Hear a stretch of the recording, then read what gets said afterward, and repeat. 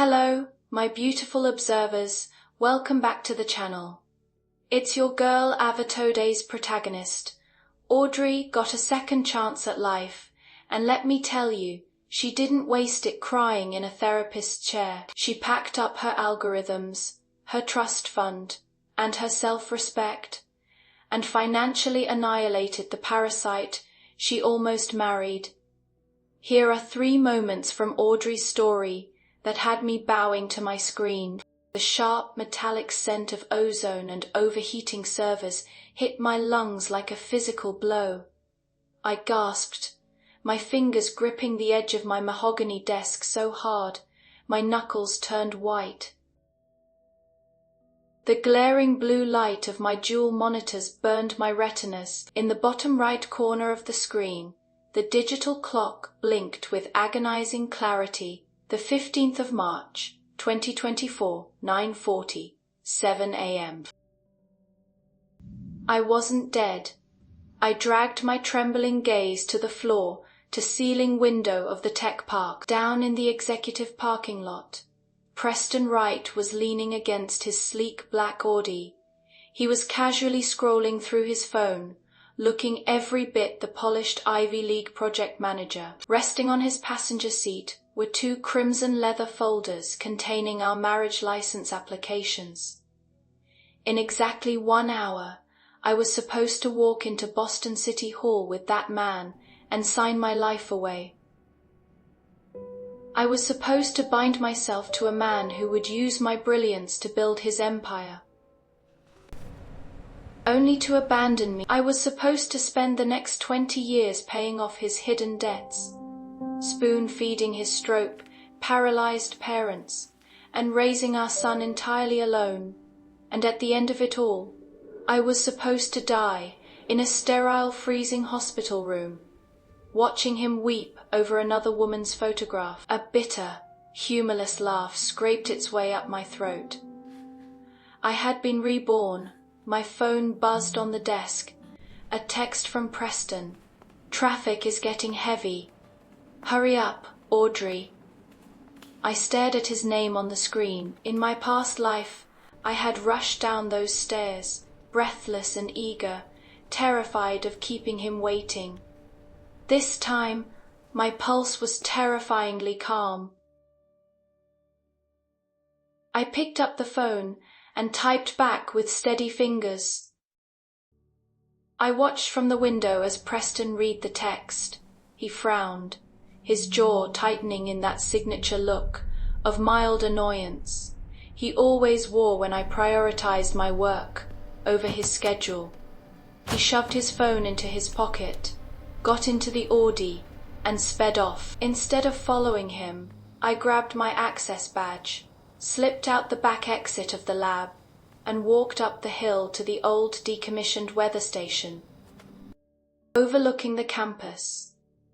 Stan, the elderly security guard, was sitting on a rusted lawn chair, drinking coffee out of a thermos. He blinked in surprise as I approached. Audrey, shouldn't you be down at City Hall? It's your big day with Mr. Wright. I took a slow, deep breath of the crisp morning air, feeling the undeniable reality of the wind against my skin. I just needed to step away for a minute, Stan. I had a nightmare at my desk, needed to clear my head. Stan chuckled, pouring me a cup of cheap, scalding black coffee. Pre-wedding jitters. You and Preston are the golden couple of this company. Your brains, his charm. You're gonna have a beautiful life together. I stared into the dark liquid in my cup. Right, I murmured, my voice devoid of emotion. A beautiful life. In my past life, I genuinely believed that. I remembered the night I fell for him. I was a second-year doctoral prodigy, running on 3 days of no sleep to finish a project. I had passed out. When I woke up, Preston's expensive wool coat was draped over my shoulders, and a fresh Americano was waiting for me with a sticky note. Good morning, Dr. Kensington. Preston, He defended me in boardrooms when old-school executives questioned a female lead engineer. He brought me ginger tea when I was sick. I thought I had found an equal, a partner, until Daisy Miller arrived. Daisy was the new junior intern, wide-eyed, clumsy, and utterly weaponized in her incompetence.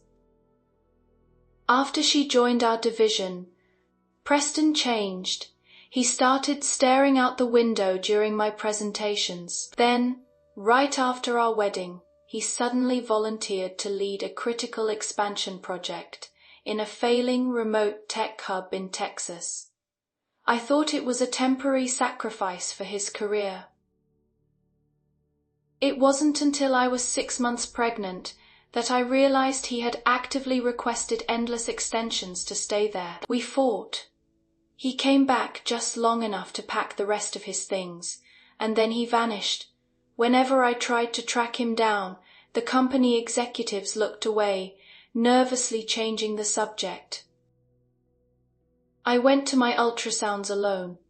I gave birth alone. I buried his parents. For 20 years, Preston was in Texas, playing house with Daisy Miller. He only returned to Boston when Daisy died of a sudden illness. He stood by my hospital bed, where I was dying of stress-induced heart failure, and looked at me with cold, resentful eyes. He blamed me for occupying the legal title of wife that Daisy had supposedly deserved. But the final knife twist wasn't Preston. It was scrolling through social media on my deathbed and seeing a post from my own son. The caption was a glowing tribute to Daisy, thanking her for always being there for Dad. Beneath it, Preston had commented a string of heartbroken emojis. I, the mother who had bled herself dry for them, died alone in the dark. My face illuminated only by the harsh glare of my phone screen. Crack, I blinked, looking down. I had gripped the plastic coffee cup so hard it had shattered in my hand, spilling lukewarm coffee over my fingers. "You all right, Audrey?" Stan asked, looking concerned. "I'm perfectly fine, Stan," I said, tossing the broken cup into the trash. I wiped my hands, my posture straightening. In fact, I've never been better. I should get going. I have a choice to make. I walked down the hill, my heels clicking rhythmically against the pavement. I didn't rush. I let a full 60 minutes pass before I finally pushed. The moment I stepped inside, the scene before me played out like a perfectly choreographed theatrical tragedy. Preston was on his knees. Scattered across the marble floor were dozens of effaced documents. Kneeling right across from him was Daisy Miller. Preston's hand was hovering just inches over. He wasn't looking at the papers. He was staring directly into her face, completely captivated. His breathing shallow. The impatience and annoyance he had shown me an hour ago were entirely gone, replaced by a tender protective intensity I hadn't seen in years. In my past life, I had rushed forward, blindly apologizing for being late, and helped them gather the papers like a fool. I had completely missed the electric tension between them. But now, watching from a distance, the truth was glaringly obvious. I let my heels strike the marble floor with a sharp, echoing clack. "Preston, have you been waiting long?" My voice rang out, cool and perfectly modulated. Preston violently flinched. He jerked his hand back as if he had been burned, scrambling to his feet so fast he nearly tripped over his own expensive loafers. "Audrey," he stammered, his face draining of color. Your data compiled." I was just. Daisy dropped her orientation files, and he was babbling, his guilt radiating off him in waves. But I wasn't looking at Preston. My eyes were locked on Daisy, who was still sitting on the floor. In my past life, Daisy had looked up at me with nothing but innocent embarrassment. But this time, as our eyes met, the mask slipped. Just for a fraction of a second, I saw a flash of dark. calculating triumph in her gaze. She was assessing me, measuring her competition. Then, faster than a camera shutter, her eyes welled up with tears, and her lower lip began to tremble. "Oh, Audrey, I'm so sorry," Daisy whimpered, clutching her ankle in a sudden, dramatic display of agony. "I slipped. I think I twisted my ankle really badly." I narrowed my eyes. A twisted ankle. In my previous life, she had only dropped her papers. She hadn't been hurt at all. My delay had slightly altered the timeline, pushing Daisy to escalate her tactics, to keep Preston's attention. "So that's how you want to play it," I thought. A cold, predatory smile, threatening to touch the corners of my mouth. Let the games begin. Preston's reaction to Daisy's injury was nothing short of Oscar-worthy. He hovered over her as if she were made of spun glass, his hands fluttering nervously around her shoulders, without quite touching her. "Don't move, Daisy. I'll help you up, Audrey.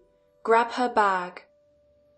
I stood perfectly still, my arms crossed over my tailored trench coat. I didn't reach for the bag. I just watched him. Preston finally noticed my icy stillness. A flicker of panic crossed his features, but he quickly masked it with forced urgency. "Audrey, she can't walk. We need to get her to the urgent care clinic down the street.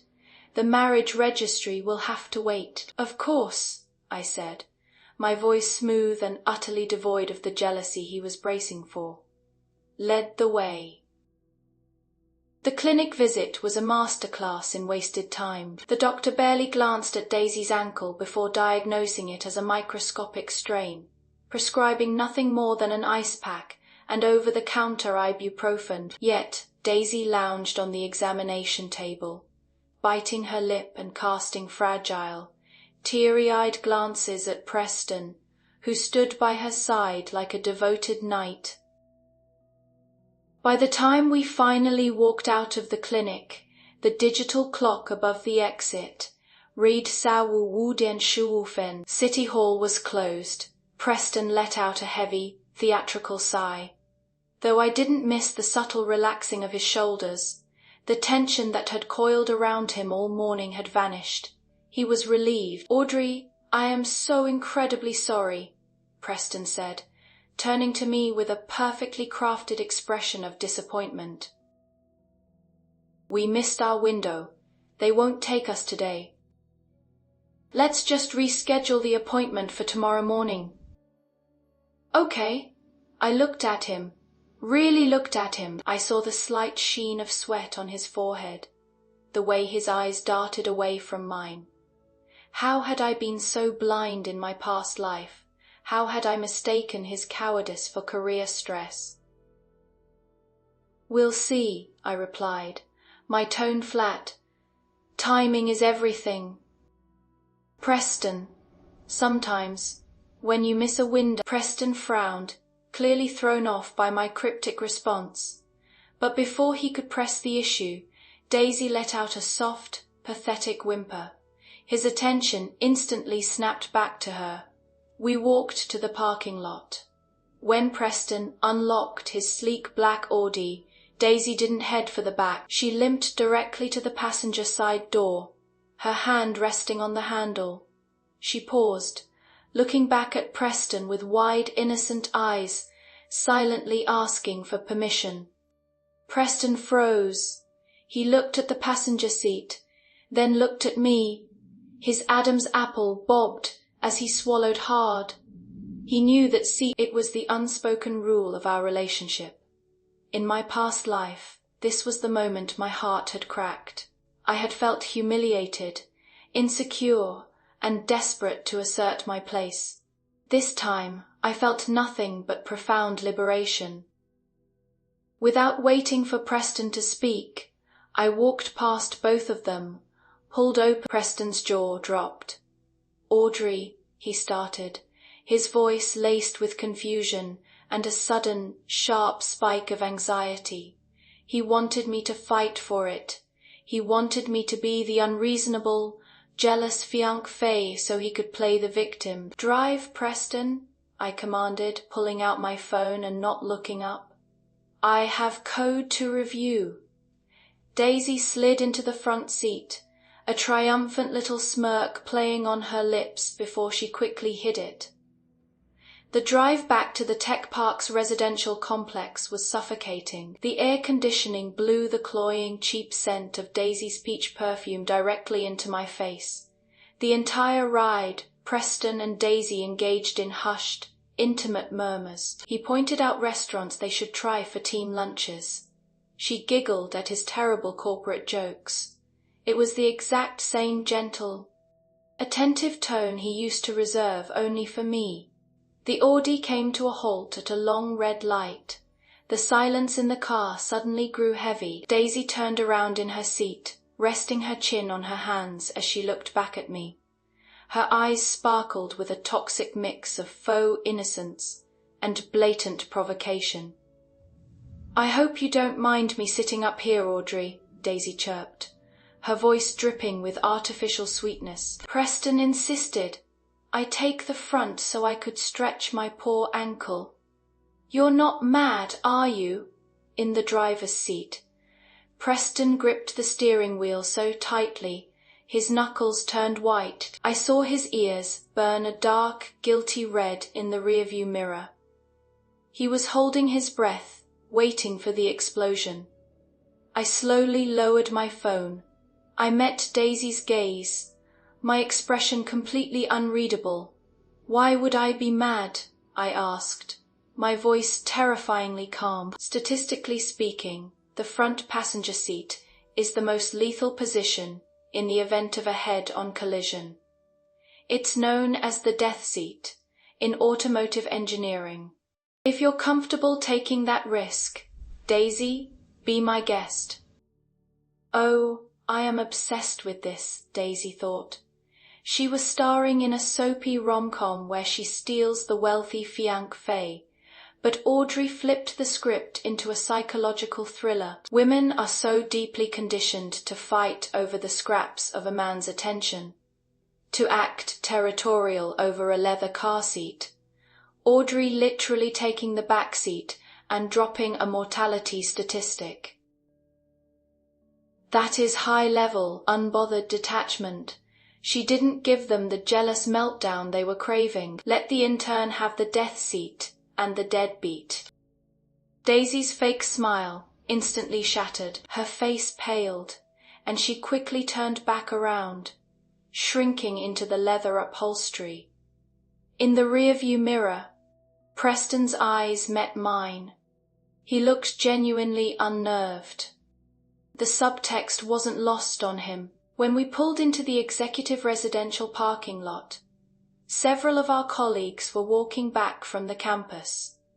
They stopped and stared as Daisy stepped out of the front passenger seat, while I, the fiancé, quietly exited from the back.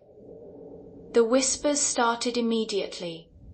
I could feel the pitying stares burning into my back. I ignored them, walking straight to my private apartment, without a backward glance. The next morning, the fallout was palpable. When I walked into the department break room to get my coffee, a group of junior engineers were huddled in the corner, whispering furiously. "Did you see them yesterday?" The intern in the front, Audrey in the back.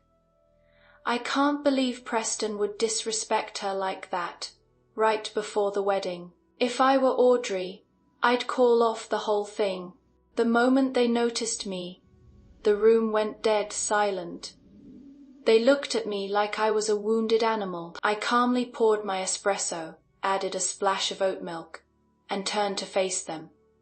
I offered a sharp, brilliant smile. "Don't stop on my account," I said smoothly. "But don't worry about me. The trash is currently sorting itself out, and I'm about to make a very lucrative career choice." Leaving them staring open-mouthed, I walked back to my office and locked the door. I opened the bottom drawer of my desk. Beneath a stack of old schematics lay a thick, heavy envelope with the gold-embossed seal of our company's global board of directors. It was the executive transfer order to the Manhattan global headquarters. It was the golden ticket, a direct path to the inner circle of the global tech elite. In my past life, I had buried this envelope in my drawer, quietly rejecting the offer so I could stay in Boston and plan a wedding with a man who was already plotting to leave me. I pulled a Mont Blanc pen from my breast pocket. Without a single second of hesitation, I signed my name on the dotted line. I grabbed the document, marched down the glass-walled corridor, and pushed open the door to the regional director's office without knocking. Director Miller looked up from his monitors, startled. "Audrey, if this is about your wedding leave, HR already."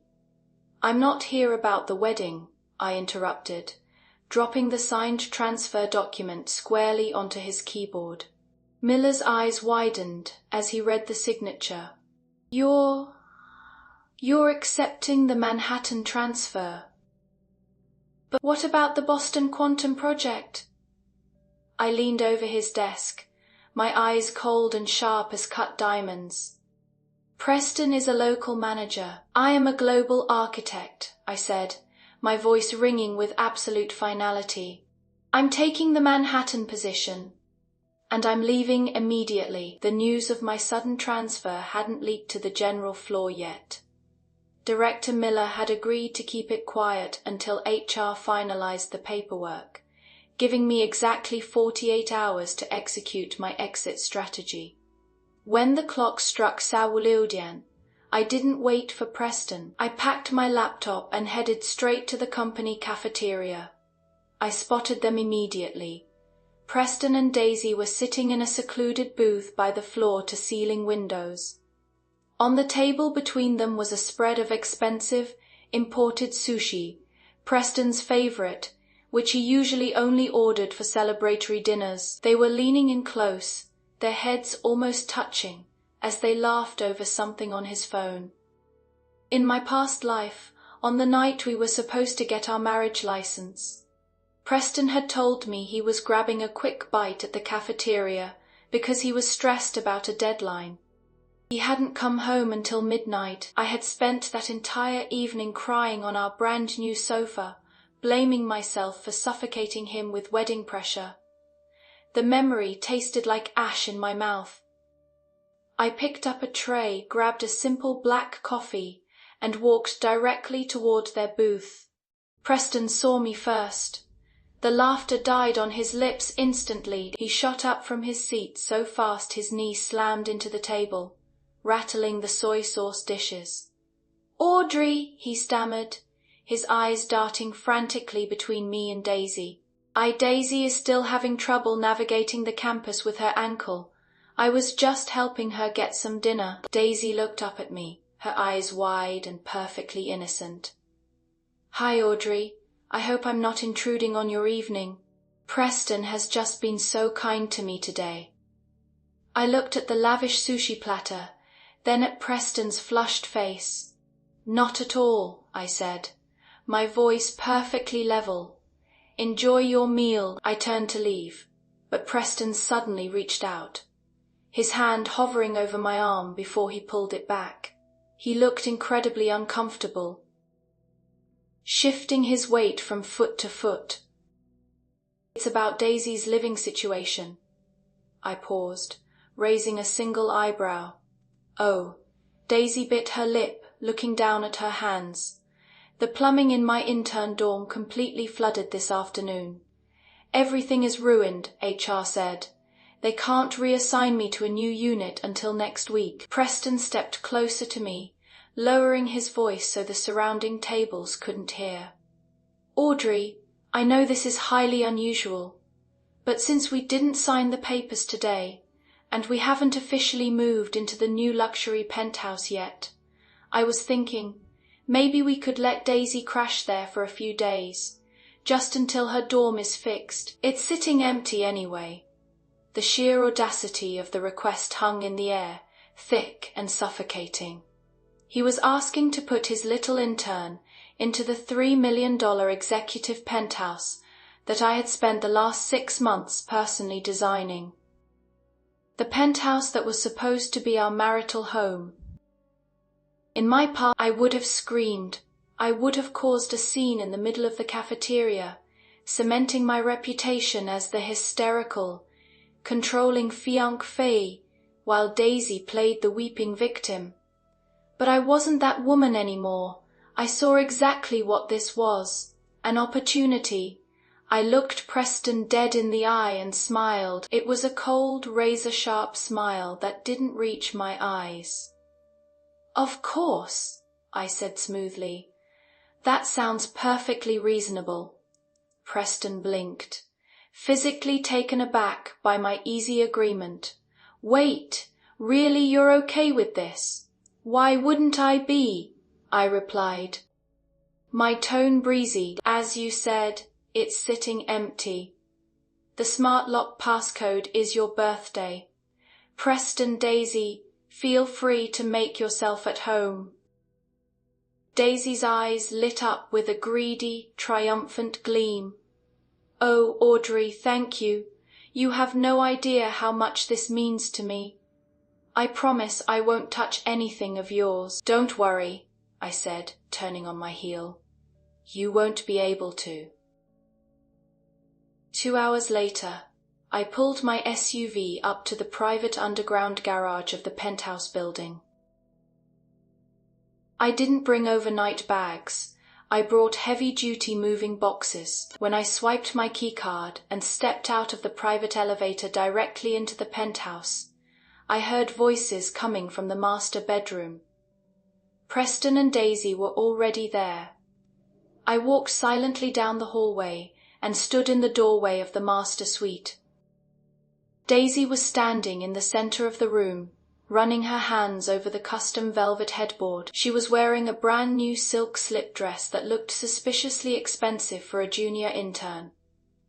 Preston was unpacking a small duffel bag for her, placing her cheap drugstore cosmetics directly onto my imported Italian marble vanity. "It's incredible, Preston," Daisy breathed, twirling around.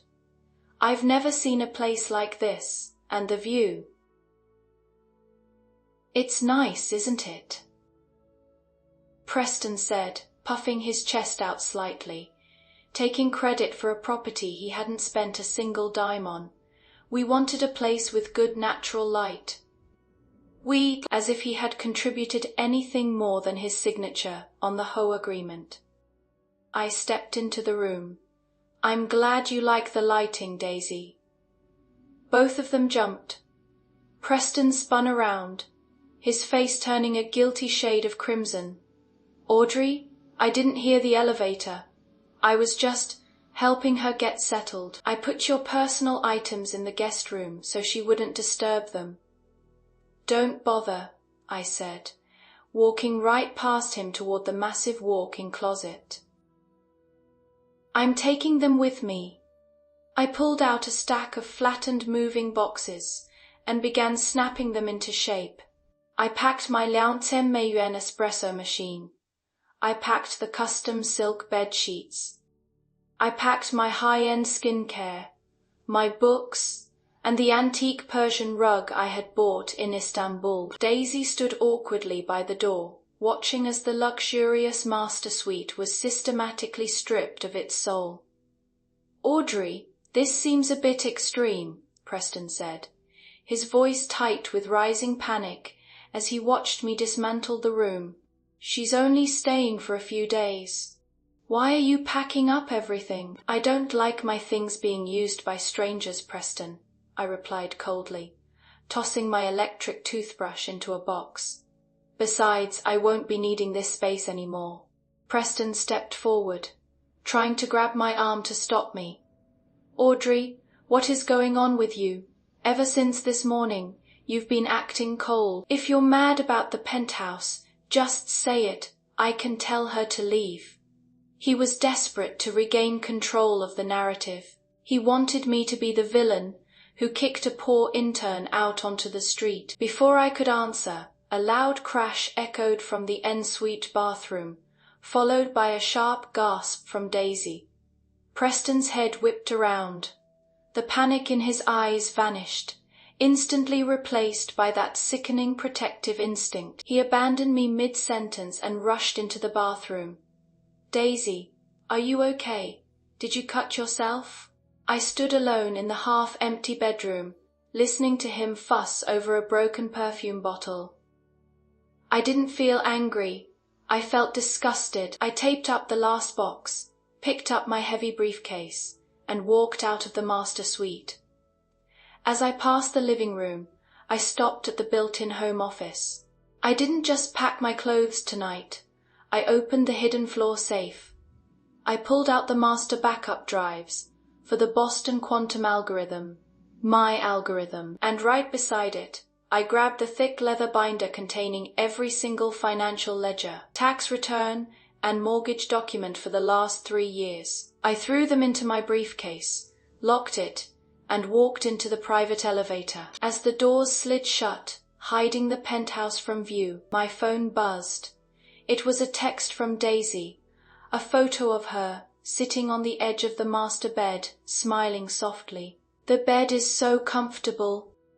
Audrey, thank you for letting me borrow your life for a few days." I stared at the screen, a chilling smile spreading across my face. Borrow it, I thought, hitting the button for the parking garage, because by tomorrow you're both going to drown in it.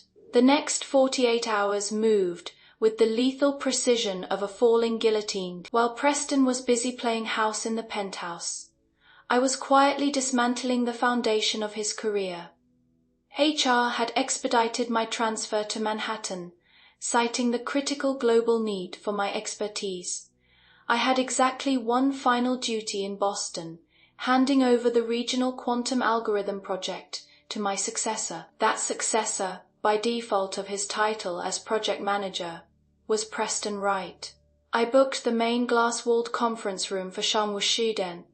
When Preston walked in, he looked exhausted but smug. His tie was slightly askew, and he had that arrogant swagger of a man who thought he had successfully manipulated 2 women without consequence. He sat across from me, dropping his notepad onto the polished mahogany table. "Oh, Audrey, a formal handover meeting. Isn't this a bit dramatic? We're on the same team. We've been co-authoring this project for 2 years. Co-authoring. The word made my stomach turn.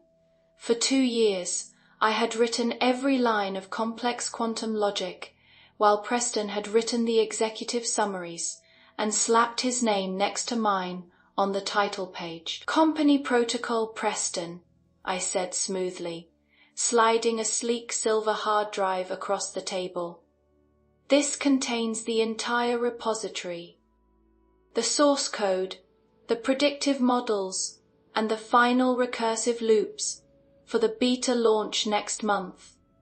It's all yours now." Preston picked up the hard drive, a greedy light flashing in his eyes. He thought he was holding the key to his next promotion. He thought he could just pass my work off to the board and reap the rewards. "Great," he said, slipping it into his jacket pocket. "I'll have the team review it this afternoon. By the way, Audrey, about the penthouse." "Before we conclude," I interrupted, my voice slicing through his attempt to change the subject. I pulled out a laser pointer and clicked on the massive projector screen behind me. "I need to brief you on the core logic shift I implemented last night. The board will expect you to explain this during the QSEN review tomorrow." Preston frowned, leaning back in his chair. "A logic shift. Why didn't you consult me?" "Because you were busy," I replied, my tone dangerously mild. I brought up a slide filled with dense, terrifyingly complex mathematical equations. It was the absolute bleeding edge of quantum computing, a proprietary algorithm I had developed that optimized both time and space complexity simultaneously. It was brilliant, it was flawless, and to a fraud like Preston, it was completely incomprehensible. "As you can see," I said, tapping the screen with the red laser, I've rewritten the base recursive function to bypass the standard quantum bottlenecks. Explain to me, Preston, how this new variable interacts with the decay rate of the qubits. Preston stared at the screen. The smugness melted off his face, replaced by a pale, sickening dread. He opened his mouth, closed it, and shifted in his seat. Well, Audrey, obviously, the variable. It stabilizes the decay by rerouting the data stream. It was a word, salad, absolute garbage. I didn't smile. I didn't mock him. I just stared at him with cold, dead eyes. Rerouting the data stream. I repeated softly, fascinating. Because this equation has absolutely nothing to do with data streams. It's a temporal probability matrix. Ladies, if there is a museum for corporate karma, this scene belongs in the Louvre. Preston is the classic idea guy whose only real talent is stapling his name to a woman's labor. He thought he was a tech bro, but he was just a glorified administrative assistant to her genius. Watching a man who suffers from terminal unearned confidence try to explain a temporal probability matrix to a board of directors is the pure, unfiltered Schadenfreude. I didn't know I needed today. Preston swallowed hard, his face turning a blotchy red. I just need time to review the documentation, Audrey. You sprang this on me. You're the project manager, Preston, I said, packing my laptop into my briefcase. And as of right now, you are the sole lead architect of the Boston division. The board presentation is tomorrow at Shangwu Jiudian. I suggest you start studying. I walked out of the conference room, leaving him staring at the equations like a man looking at his own execution warrant. By Shangwu Liangdian, the panic had fully set in. I was sitting in my half-empty office, finalizing my travel arrangements to New York, when my office phone began to ring. It was Preston's extension. I let it go to voicemail. 10 minutes later, he called my cell. I ignored it. At Shangwu Liangdian 45分, my office door burst open. Preston stood in the doorway, his hair disheveled, his eyes wild with terror. Audrey, you have to fix this, he hissed, slamming the door shut behind him and pulling the blinds down. I just tried to run the simulation with your new code. It's locked. It's requiring an encryption key to compile. I leaned back in my leather chair, crossing my legs. Yes, it's a proprietary security measure. The board requires all Tier 1 algorithms to be locked before final presentation. Then give me the key, Preston demanded, his voice cracking. He slammed both hands onto my desk, leaning over me. The Chief Technology Officer just emailed me. He wants to do a preliminary review of the code architecture at Shangwu Jiudian today. If I can't open that file, I'm dead, Audrey. I looked at his trembling hands. In my past life, I would have panicked with him. I would have unlocked the file, stayed up all night writing his presentation notes, and handed him the glory on a silver platter. I can't do that, Preston, I said calmly. What do you mean you can't? He shouted, losing whatever fragile grip he had left on his composure. You wrote it. Give me the damn password. I am officially off the Boston project, I replied, picking up a pen and twirling it between my fingers. My transfer to the Manhattan Global Headquarters was finalized an hour ago. My access to the Boston local servers has been permanently revoked by it. I couldn't unlock that file even if I wanted to. Preston froze. The blood drained completely from his face, leaving him looking like a corpse. Manhattan, he whispered, his voice trembling. What are you talking about? You turned down that transfer months ago. For us, for the wedding. I changed my mind, I said, standing up. I was wearing a crisp, tailored power suit, and as I stood, I forced him to step back. I realized that staying in Boston was severely limiting my potential. And quite frankly, Preston, I'm tired of carrying dead weight. Preston staggered back as if I had physically struck him. You set me up, he breathed, the realization finally crashing down on him. You changed the code, locked the files, and transferred out. You're leaving me to face the CTO alone. I didn't set you up, I said coldly, walking past him toward the door. I just stopped doing your job for you. Figure it out, Preston. You're the genius who co-authored the project, right? As I opened the door to leave, I heard a small, pathetic sound from the hallway. She had clearly been eavesdropping. Her eyes were wide with shock, looking between me and the broken, panicked man standing in my office. She wasn't looking at a powerful executive anymore. She was looking at a fraud who was about to lose everything. I paused, looking Daisy up and down. By the way, Daisy, I said, my voice carrying clearly down the silent corridor, I hope you're enjoying the penthouse, because once Preston gets fired tomorrow, the bank is going to foreclose on it. The fallout from my departure was immediate and utterly devastating. I didn't stick around to watch Preston's Southsiden preliminary review with the chief technology officer. I didn't need to. I knew exactly how it would play out. Without my encryption key and my underlying mathematical framework, Preston would be standing in front of the board, like a high schooler asked to explain quantum mechanics in Greek. I left the tech park at Southsiden, driving back to my private apartment to finish packing the last of my things. My flight to JFK was scheduled for the next morning. By Southsiden, my phone was blowing up. I had 12 missed calls from Preston, 4 frantic voicemails, and a string of texts that ranged from begging to furious gaslighting. Audrey, please pick up. The CTO tore me apart. He's threatening to put me on administrative leave. How could you do this to me after everything we've been through? You're acting crazy.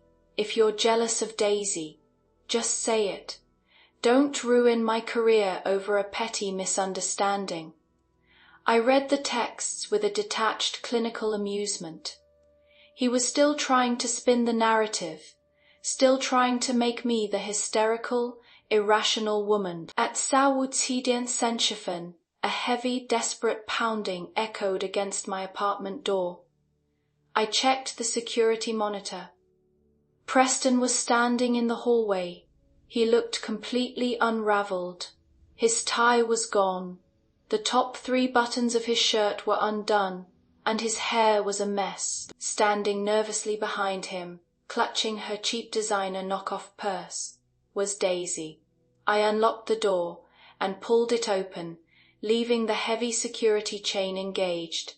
I peered through the 4-inch gap, my expression blank. Audrey, Preston gasped, gripping the door frame as if it were a lifeline. The smell of stale whiskey wafted through the crack. He had been drinking. Thank God, let me in. We need to talk. We need to fix this. There is nothing to fix, Preston, I said, my voice as cold as absolute zero. And you are trespassing. Trespassing, we're engaged, he yelled, his voice echoing loudly down the quiet hallway. He slammed his hand against the door. You can't just blow up my life and walk away. You owe me an explanation. I owe you, I repeated, a dark, dangerous laugh escaping my lips. I reached over to the console table by the door and picked up a thick, meticulously bound manila envelope. I unhooked the security chain, opened the door just enough to step into the doorway, and shoved the envelope hard into his chest. Preston stumbled back, clutching the heavy packet. What is this? It's an explanation, I said smoothly. And an invoice. Preston ripped open the envelope. Daisy leaned in, her eyes darting greedily over the papers, expecting to see some sort of legal settlement or apology. Instead, they found a spreadsheet. "Let's review your definition of owing, Preston," I said, my voice echoing sharply in the hallway. Page 1. The down payment for the $3 million penthouse you are currently letting your intern sleep in. Paid entirely from my personal trust fund. Amount. Neen.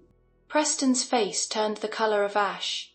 He stared at the highlighted bank transfer receipts attached to the back of the page. The down payment for the Audi you drive to work every day to impress your subordinates. Paid from my checking account. Amount. 2,500美元. Not to mention the monthly premium for your premium auto insurance, which I have been covering for 2 years. Daisy gasped softly, stepping away from Preston as if he had suddenly caught a contagious disease. She looked at the keys to the Audi dangling from his belt loop with sudden disgust. "And finally, page 3, I said, leaning casually against the doorframe. "Your hidden credit card debt, the 40美元, leaning you racked up buying luxury watches and networking dinners, which I quietly paid off last quarter so your credit score wouldn't tank our mortgage application." Preston was shaking. He looked down at the papers, his lips moving soundlessly. The illusion of the wealthy, successful tech executive was being violently stripped away, layer by layer, right in front of the woman he had been trying to impress. "You see, Preston," I said, my voice dropping to a lethal whisper, "you don't own the penthouse. You don't own the car, and as of Sawasuden today, you don't even own your career. You are a parasite who has finally run out of a host." "Audrey, stop," Preston choked out, his eyes darting frantically to Daisy, who was staring at him in sheer horror. "I promise, just give me time." "You don't have time," I said, pulling a small remote from my pocket, "and you certainly don't have the money." I pressed a button on the remote. A sharp beep echoed from Preston's pocket.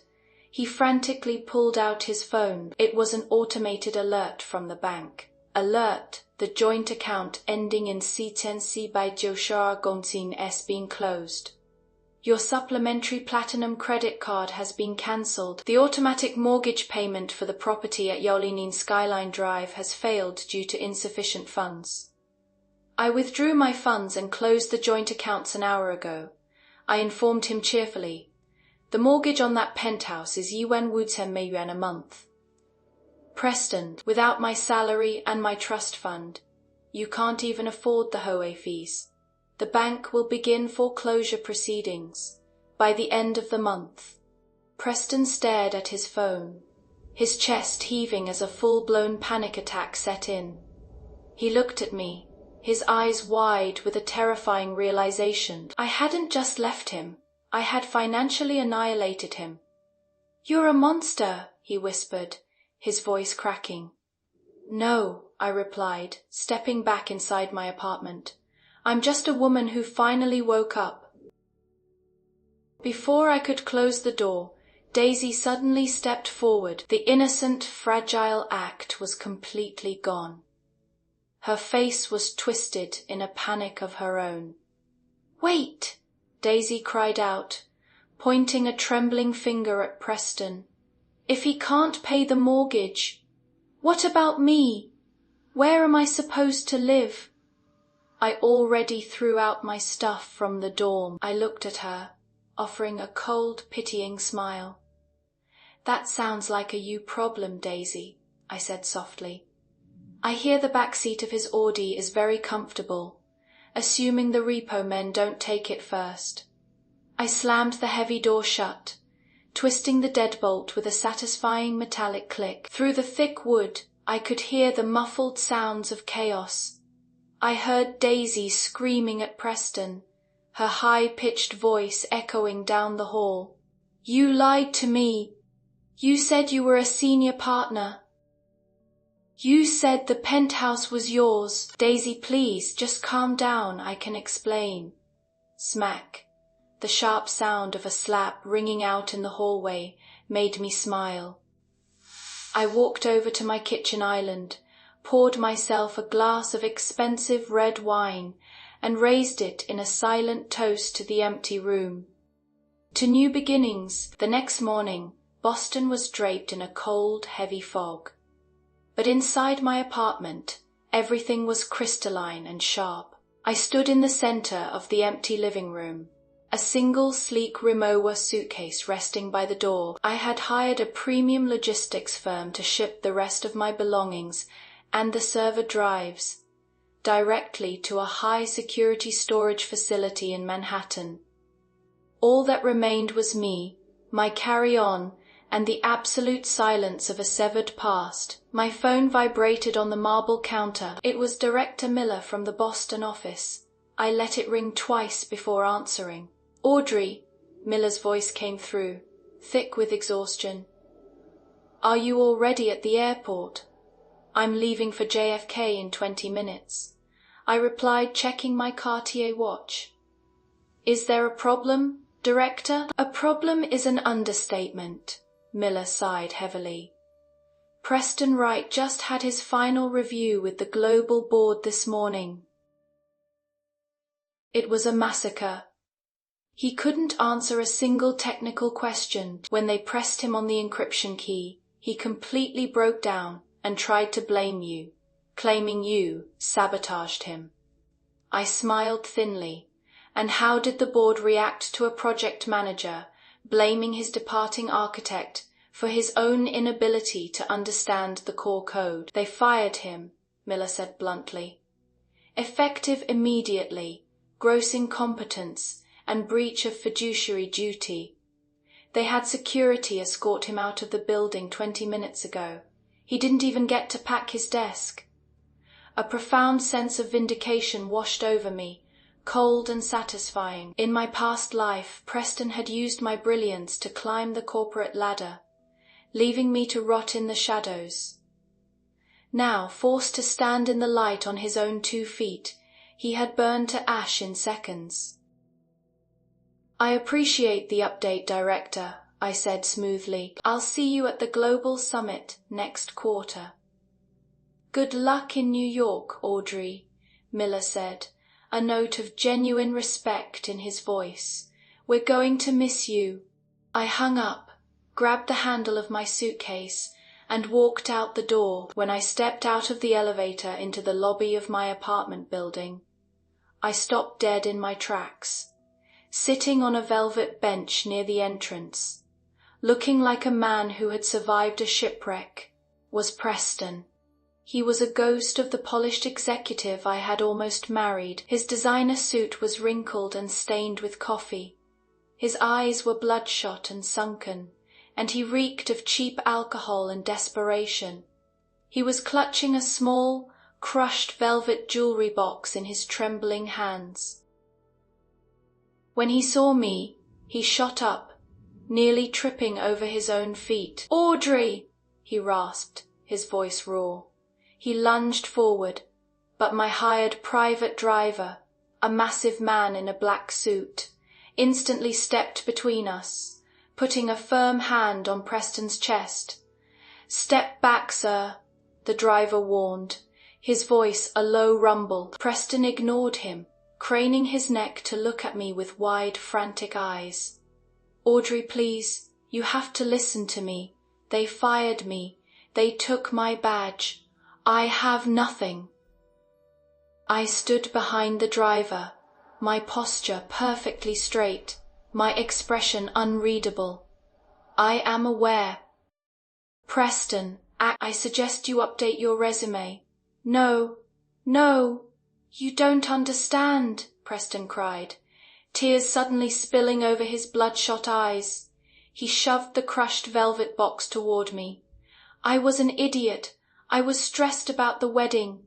And Daisy, she manipulated me. She threw herself at me, and I was weak. But I love you. I've always loved you." He flipped the box open.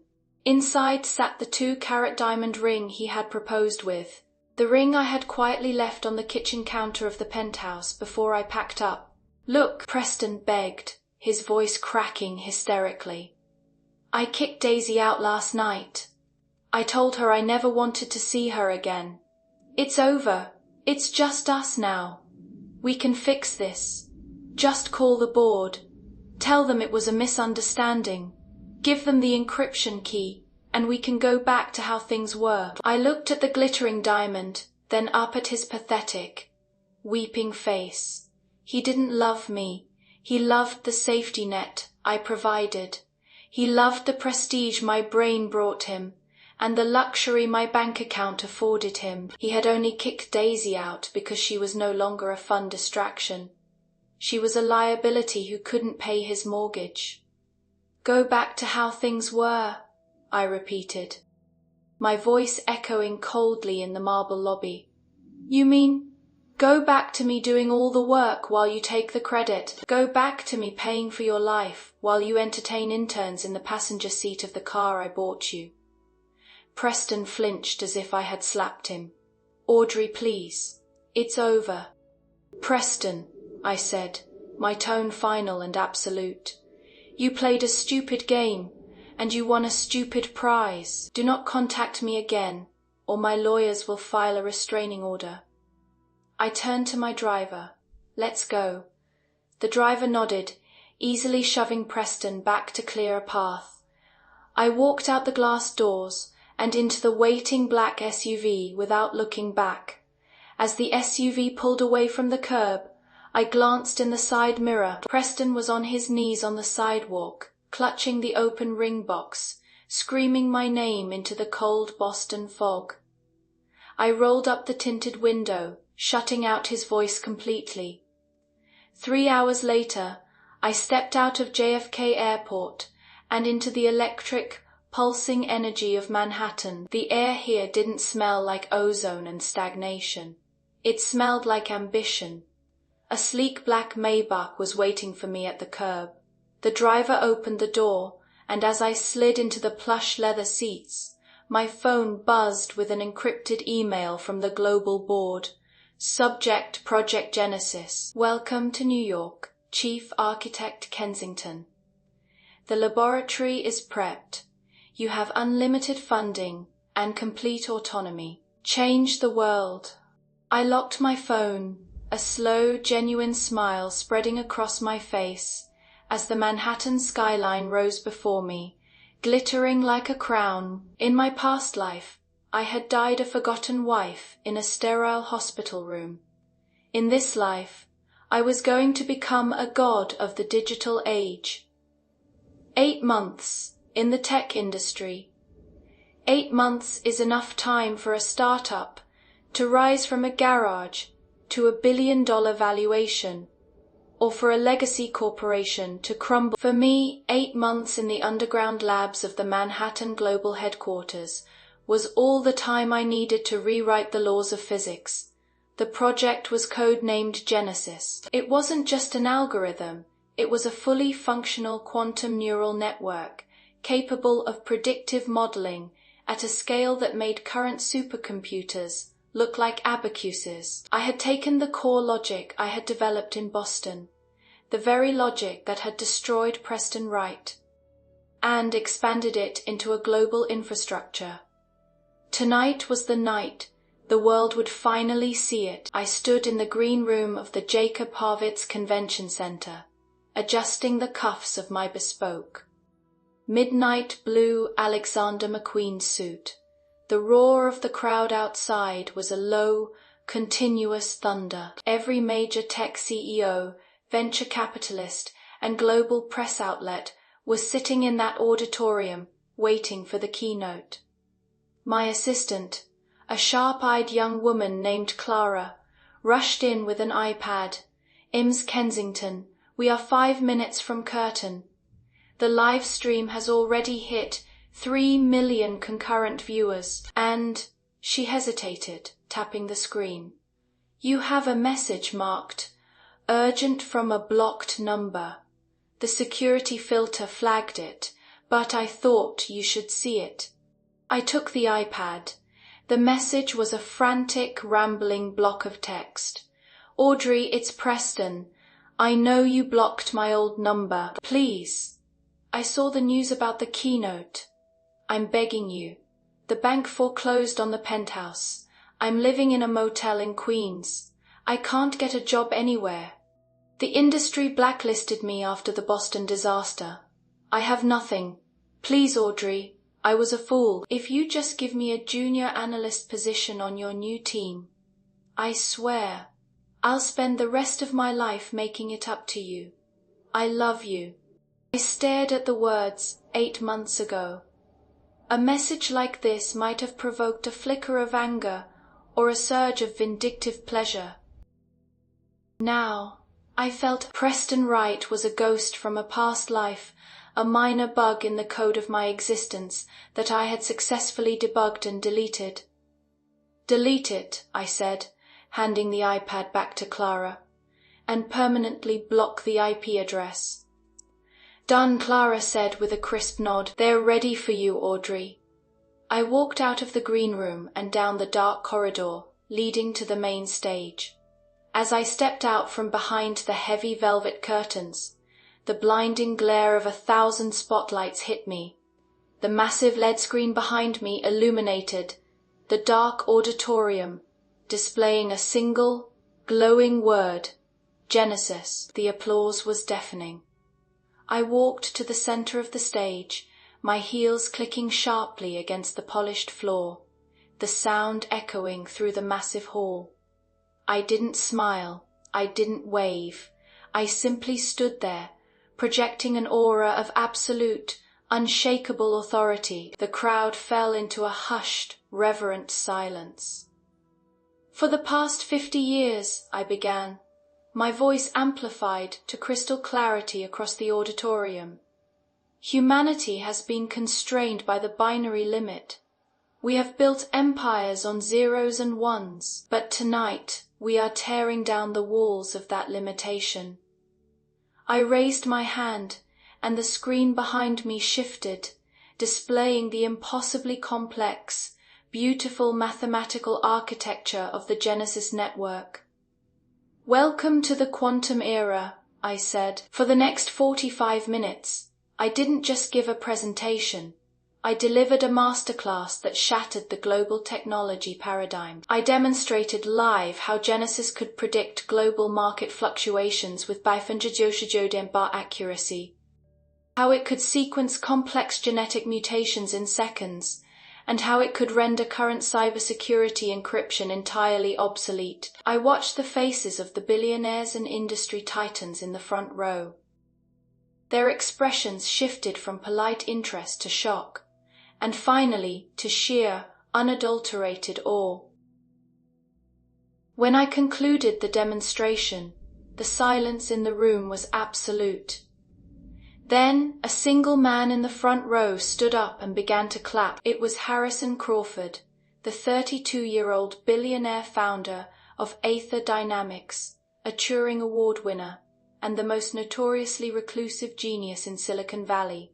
He was standing there, his sharp, aristocratic features illuminated by the stage lights, applauding me. Within seconds, the entire auditorium erupted into a standing ovation.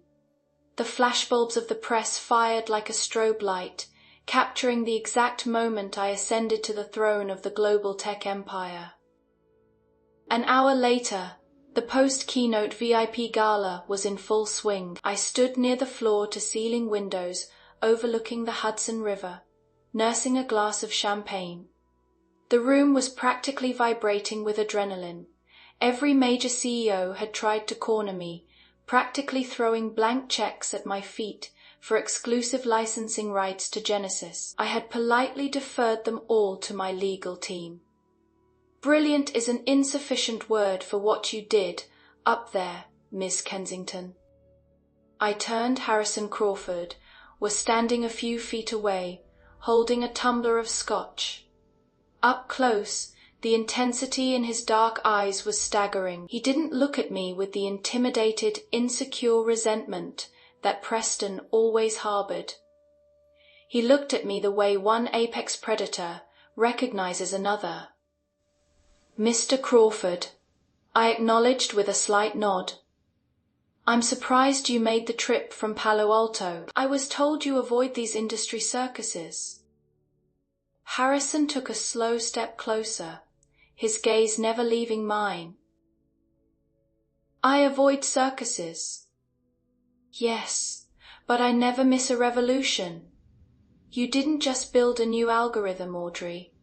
You built a weapon, and you know exactly how to wield it." He saw past the corporate buzzwords and recognized the raw, unfiltered power of what I had created. "I prefer to think of it as a key," I replied smoothly, taking a sip of my champagne. "It just depends on whose doors I decide to unlock." A slow, dangerous smile spread across Harrison's face. "I have a proposal for you. A joint venture between Aether Dynamics and your Genesis network. No board of directors, no corporate red tape, just you, me, and the total monopoly of the global quantum infrastructure." He wasn't offering me a job. He was offering me a partnership, an empire. In my past life, I had sacrificed my genius to prop up a mediocre man. In this life, I was being invited to conquer the world alongside an equal. "Send the contract to my lawyers in the morning, Harrison," I said, my eyes locking onto his. "We'll see if your terms are as impressive as your reputation." Harrison raised his glass to me, his eyes gleaming with a predatory thrill. "I look forward to it, Audrey." The ink on the contract was barely dry, but the tectonic plates of the global tech industry had already shifted. I sat at the head of the massive obsidian conference table in my new Manhattan headquarters. Across from me, Harrison Crawford slid his gold fountain pen back into his inner pocket. There had been no agonizing weeks of legal red tape, no endless boardroom debates. When two apex predators recognize a mutual kill, the negotiations are swift. 50-50 equity, Harrison said, his dark eyes locking onto mine with a thrilling intensity. Aether Dynamics and Genesis completely integrated. We just effectively monopolized the future of quantum computing, Audrey. I leaned back in my leather chair. Everyone else is just paying rent to exist in it. Harrison let out a low, appreciative laugh. The chemistry between us wasn't just romantic, it was industrial. It was the crackling, electric charge of absolute equals standing at the summit of the world. "Dinner," Harrison stated, standing up and buttoning his suit jacket. "To celebrate the death of the binary era, my helicopter is waiting on the roof to take us to the Hamptons." "Led the way," I replied, picking up my briefcase. We walked side by side out of the executive suite and took the private glass elevator down to the ground floor lobby to meet his security detail. Outside, a torrential New York downpour was hammering against the floor-to-ceiling windows, blurring the city lights into streaks of neon. As the elevator doors chimed open, the serene, hushed atmosphere of the corporate lobby was shattered by a harsh, desperate shouting. "I need to see her. I know she's in there. I saw the press release." I paused, my heels coming to a halt on the marble floor. Two massive security guards were blocking the revolving glass doors. Pinned between them, dripping wet and shivering violently, was a man wearing a cheap, neon-orange plastic poncho over a faded uniform. He was clutching a soggy, crushed food delivery bag. It was Preston. He had aged a decade in 8 months. His hairline was receding, his face was gaunt and hollowed out by stress, and the arrogant, polished swagger of the Ivy League project manager had been entirely erased by the brutal grind of poverty. Harrison stopped beside me, his eyes narrowing as he took in the pathetic scene. A security breach. My apologies, Audrey. I'll have him removed immediately. Wait, I said softly, my voice echoing in the quiet lobby. Hearing my voice, Preston's head snapped up, his bloodshot eyes locked onto me, and for a second, time seemed to freeze. He looked at my immaculate posture, the billionaire standing by my side, and the sheer, untouchable power radiating from my every movement, Audrey. Preston screamed, his voice cracking with a pathetic, animalistic desperation. He shoved past one of the guards, slipping on the wet marble, and crashing hard onto his knees right at my feet. The soggy delivery bag ripped open, spilling cheap, lukewarm noodles across the pristine floor. He didn't even care. He stared up at me, his hands trembling as he reached out, though he didn't dare touch my shoes. Audrey, please, he sobbed, his chest heaving. I've been waiting outside this building for 3 days. I'm delivering food on an e-bike, Audrey. I sleep in a hostel with 8 other people. Daisy stole the last of my savings and ran off with some crypto scammer she met online. I have nothing left. I'm drowning.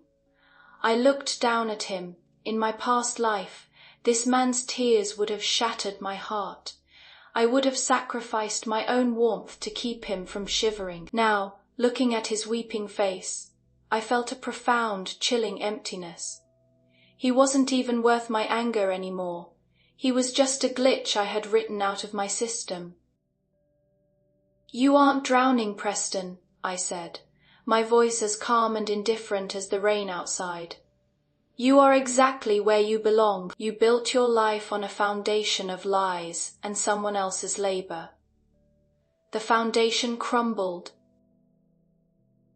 This is just gravity. Preston gasped for air, his eyes darting frantically to Harrison. He saw the way Harrison was looking at me, with absolute reverence and respect, and a toxic, bitter jealousy flashed through his tears. You think she cares about you? Preston spat at Harrison, his voice dripping with venom. I was her fiancé. I made her who she is. I gave her a reason to work. Once she gets what she wants, she'll throw you away just like she threw me away. Harrison didn't flinch. He didn't get angry. He simply looked down at Preston with the cold, detached amusement of a scientist observing a dying insect. You're the Boston error in her code, Harrison said smoothly, his voice cutting through Preston's hysteria, like a scalpel. I've read the logs of the Genesis project. You didn't make her. You were just the dead weight she had to drop to achieve escape velocity. And looking at you now, I'd say she dropped you from a very high altitude. Harrison didn't just read the room, he read the source code. This is exactly what happens when you stop dating your dependents and start dating your equals.